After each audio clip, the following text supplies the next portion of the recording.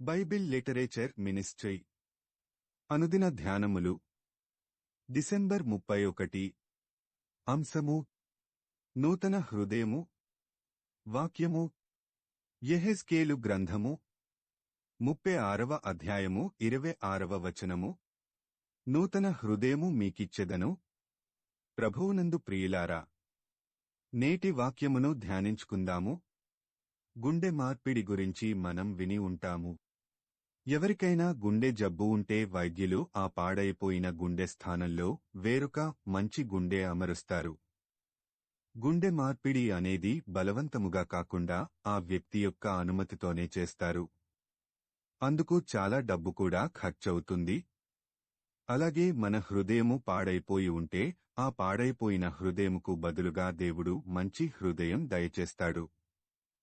అయితే అందుకు మనం సిద్ధంగా ఉండాలి. నూతన హృదయం పొందటానికి మనం సిద్ధంగా లేకపోతే అది మనకు అనుగ్రహింపబడదు. బలవంతంగానో దానిని పొందటానికి ఇష్టం లేకపోతేనో దేవుడు ఎవరికీ నూతన హృదయము ఇవ్వడు. హృదయము అన్నిటికంటే మోసకరమైనది, అది ఘోరమైన వ్యాధి కలది. ఇర్మియా 17:9. మన హృదయంలో మనకి మనం చాలా నిజాయితీగా ఉన్నట్లు అనుకుంటాము.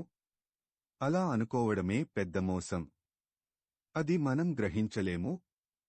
మనకి ఏవైనా జబ్బులు ఉన్నాయో లేదో స్కానింగ్ చేయడం ద్వారా ఎలా బయటపడతాయో, అలాగే మన హృదయంలో ఎలాంటి పాపాలు ఉన్నాయో బైబిలు అనే స్కానర్ ద్వారా తెలుసుకోవచ్చు. మనం బైబిల్ చదవకపోవడం వలన మనలో ఉన్న పాపాల పుట్ట మనకు కనబడదు.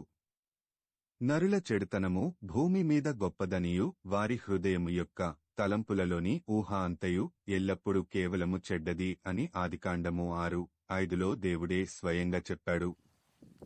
అలాంటప్పుడు మనకి మనం నీతిమంతులమని మనమే తీర్పు తీర్చుకుంటే అంతకంటే మోసం ఇంకోటి ఉండదు.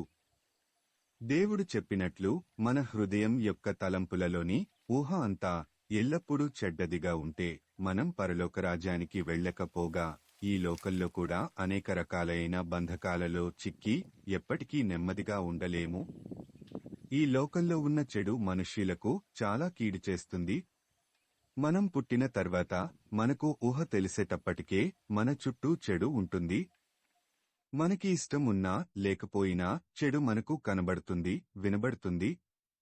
ఆ చెడు చేయకుండా దూరంగా ఉండాలన్నదే దేవుడు మనుష్యుల నుండి కోరుకునేది. నిత్యము చెడు చూస్తూ వింటూ దానికి దూరంగా ఉండాలంటే మనిషికి అది పెద్ద సవాలులాంటిదే.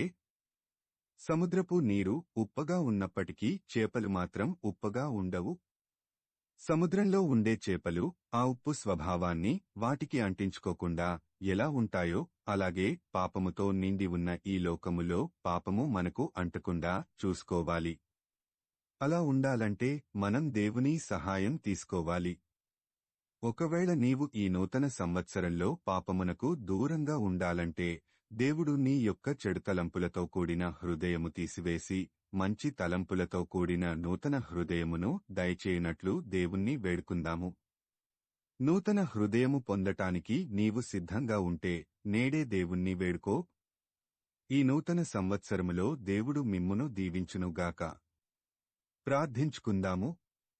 ప్రభువా, పాపమయమైన ఈ లోకములో జీవిస్తున్న మేము పాపమునకు దూరంగా జీవించునట్లు ఈ నూతన సంవత్సరములో మాకు నూతన హృదయము దయచేయమని యేసయ్య నామమున అడుగుతున్నాము తండ్రి. ఆమేన్.